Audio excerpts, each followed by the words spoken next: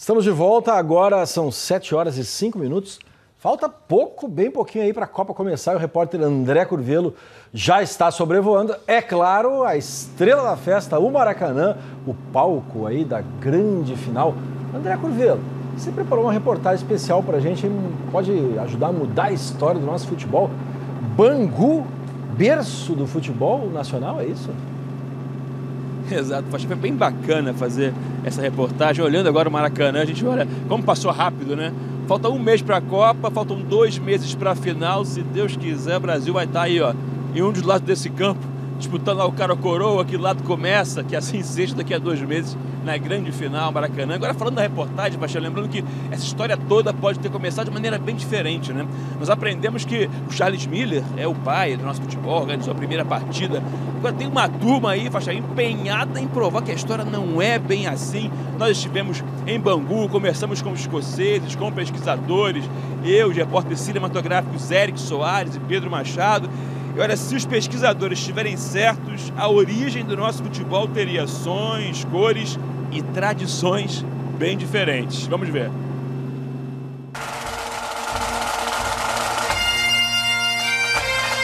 O que esse som, essa roupa tem a ver com o futebol brasileiro? Se você respondeu nada, saiba que nasceu aqui na Escócia o homem que pode ter nos apresentado uma de nossas maiores paixões.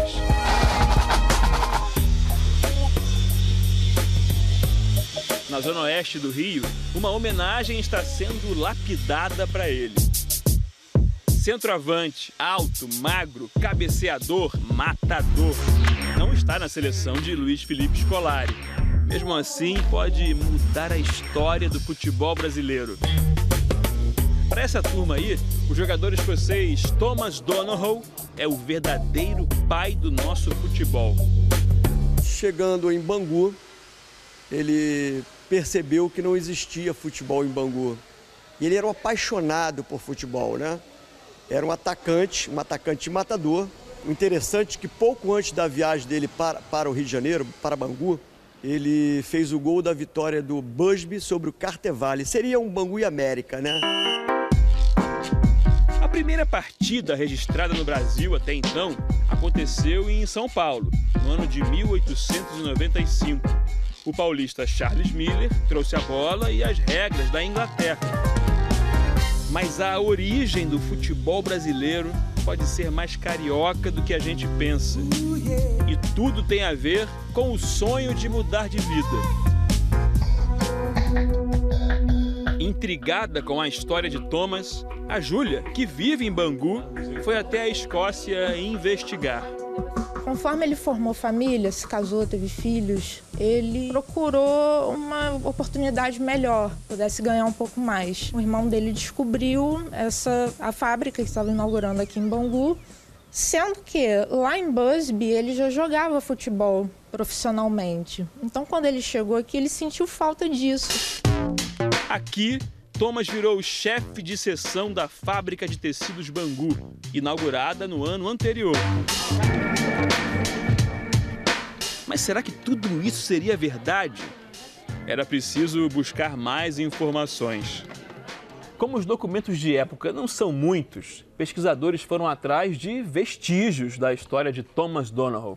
Neste site britânico, dedicado à busca de informações sobre antepassados, é possível descobrir o trajeto que Thomas e a mulher Elizabeth fizeram, da Escócia ao Brasil.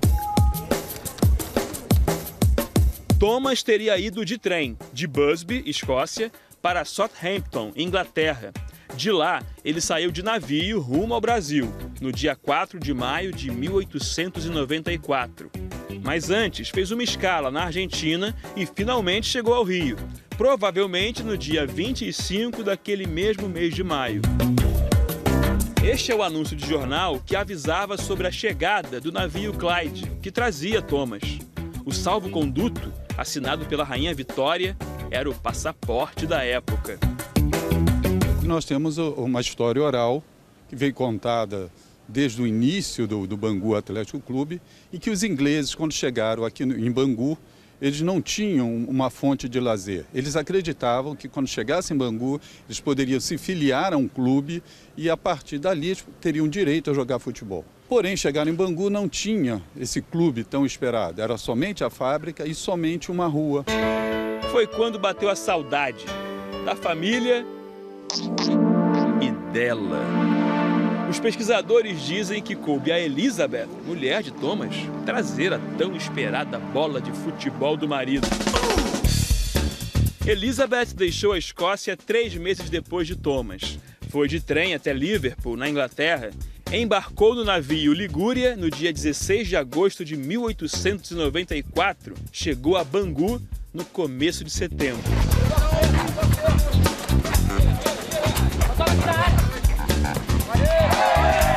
Para alguns pesquisadores e para os torcedores apaixonados do Bangu, o escocês organizou a primeira partida de futebol do Brasil exatamente nesse ponto, no terreno da fábrica.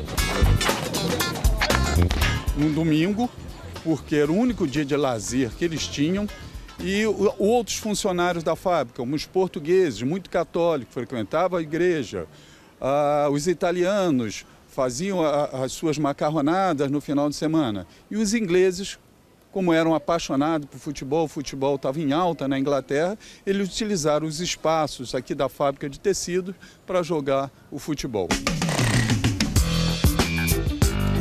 Quem mais poderia nos dar certezas? O Bom Dia Rio foi a Brasília, ouvir o pesquisador que estudou a vida de Thomas Donohoe por quase 15 anos. Bom, pessoal, vamos entrar na casa de um banguense feliz? Carlos Molinari nos recebeu em sua casa. Thomas Donohoe era um operário. Ele se tornou praticamente uma celebridade do bairro.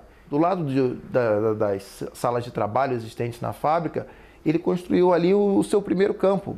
Eu sei que é em setembro de 1894, mas qual domingo de setembro? A gente está convencionando no dia 9, pode ser dia 16 de setembro de 1894. Acho que ingenuamente ou inocentemente ele estava colocando aqui em terras brasileiras o esporte que hoje é mais popular no país.